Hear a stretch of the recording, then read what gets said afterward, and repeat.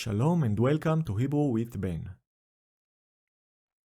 In this course, I will teach you to read Hebrew with Nikud, so by the end of the course, you will be able to read almost every text in Hebrew. We are going to start at the basics and slowly raise the difficulty level towards reading full sentences. In this course, we are going to practice a lot of reading together. The course is generally divided into two major sections.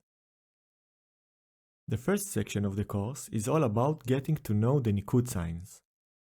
The second part of the course will include a lot of reading practice.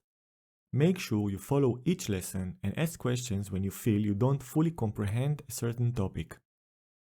In the first few lessons, I will show you the concept of Nikud with basic examples.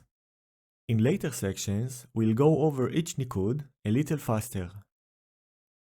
Learning the Hebrew Nikud without first knowing the letters is like trying to learn to run before you know how to walk. So before we start, it is recommended that you master the Hebrew alphabet consonantal sound.